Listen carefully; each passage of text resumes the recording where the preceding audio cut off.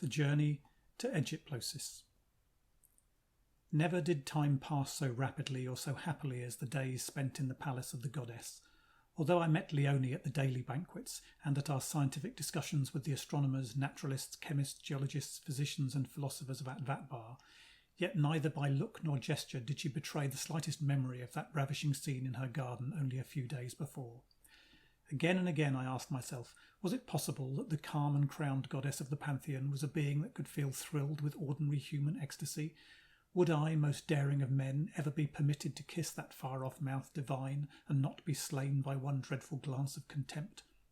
Our discussions terminated in an invitation by the goddess to accompany her in her aerial yacht, the Aretha, to Egyptlosis, whither, according to the sacred calendar, she must proceed to take part in the ceremony of the installation of a twin soul. Her Holiness, their Majesties, the King and Queen, myself and the officers of the Polar King, together with the Chief Minister Koshnili, the military, civil and naval officers, the poets, savants, artists and musicians of Atvatabar, would sail in the yacht of the goddess. A host of lesser dignitaries, including the sailors of the Polar King under command of Flathutli, would follow us in another yacht called the Fletcheming. Each yacht had its own priest-captain, officers and crew of aerial navigators.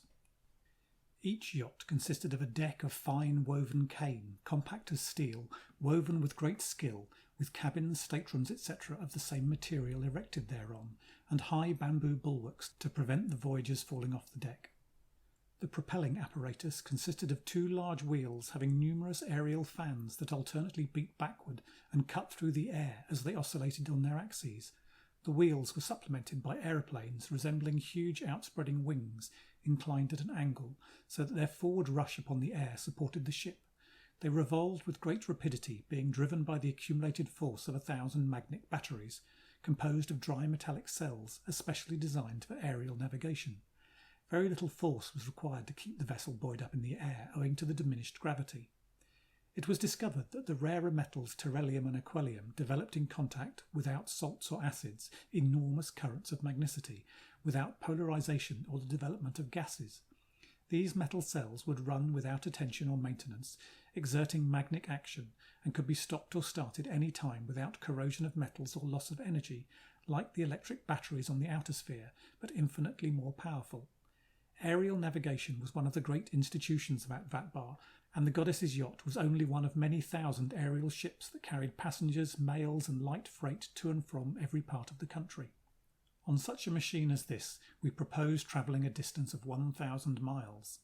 500 miles west of Kalnagur lay a range of lofty mountains, whose peaks pierced the upper strata of cold air. This region was the breeding place of fearful storms that occasionally vexed the otherwise placid climate of the country. Westward of the mountains, an elevated prairie or tableland extended for 500 miles further, broken here and there into crevasses and canyons, the beds of mighty rivers. Beyond the prairie, an irregular agglomeration of mountains and valleys stretched 500 miles further until the ocean was reached, which formed the western boundary of Atvatabar. Egyptlosis, or the Sacred Palace, stood on an island in a lake lying in a romantic valley of the central plateau, 1,000 miles west of Kalnagur. This was the destination of the Aretha, the goddess making a special visitation to the Palace of Hopeless Love. No journey could have begun with better auspices than ours. We soared up the grand divide under the brilliant sun which threw the moving shadow of the ship on the earth beneath. Captain Lavornal, the inventor of the Aretha, was resolved to outdo all former records in aerial navigation, and accordingly drove the Aretha at a speed of 80 miles an hour. The captain explained to me that he was using the wheels simply to lift the ship over the mountains. Once over these, the wheels that were being used to lift the ship would propel her, when a normal speed of 200 miles an hour would be reached. Leonie was in a particularly happy mood. "I like aerial travelling so much," said she, "because it is the nearest mechanical approach to the nature of the soul." "What relation to the soul can the ship possibly possess?" I inquired. "Why, don't you see," said she, "that our travelling approaches nearer to that of the spiritual state than any other mode? We can at will sweep up into heaven or descend to earth. We are independent of obstacles. Rivers and roads, mountains and seas have no terrors for us. Then the infinite daring of it all. Oh, it is to me delightful." Higher and yet higher mounted the ship up the steeps of the continent until we plunged into a grisly pass. On either side, the huge shoulders of the mountain lifted up forests of pines and cedars, whose colossal trunks seemed the gateways of a new world. The ship indeed possessed some of the attributes of a soul. It could plunge us into sublimity or death, lift up to the very sun itself, or, like a disembodied soul, skim the surface of the earth. The mountains once crossed, we swept down their declivities towards the prairies with tremendous speed. The propellers seemed powerful enough to control the ship in the fiercest storm. The inner world lay spread out beneath us like a map in relief. There was a strange absence of shadow caused by a perpendicular sun that realised the climate of Dante, a land whereon no shadow falls. Yet as the Erebus swept onward, her shadow could be seen drifting over the cornfields, miles of rustling wheat and pastures where the cattle started and fled from the apparition in the sky. We were admiring the beauty of the panorama beneath when the sky became suddenly overcast with clouds, obscuring the light of the sun. This was so unexpected an occurrence that Leonie and myself looked at each other in alarm. Captain Lavornell exclaimed, "Your Holiness, I apprehend these clouds are the couriers of a hurricane." "Do you mean we should be overtaken by the storm?" asked Leonie. "Most certainly," said the captain, "and I tremble lest anything should happen to your Holiness." "Do not fear for me," said Leonie. "Even a storm is not insurmountable." "Shall I descend, your Holiness, or keep to our course?" inquired the captain with some trepidation. "Keep to your course," replied Leonie.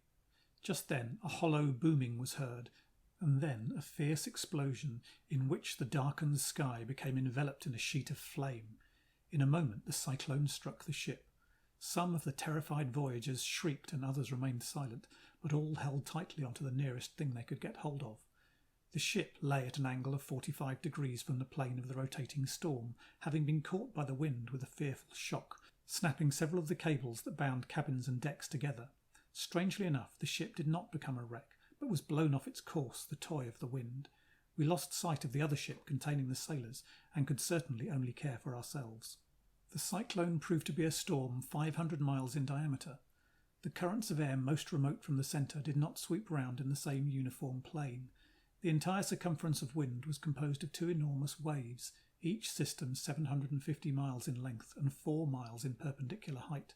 It was as if the rings of Saturn had suddenly assumed a vertical as well as a spinning motion, and both movements of the storm produced an appalling splendour of flight hitherto unknown to human sensation. Can the Erebus survive the roaring storm? Was the thought of every heart. Bravery was of no avail with the destroying force that had so suddenly overwhelmed us. End of chapter 24.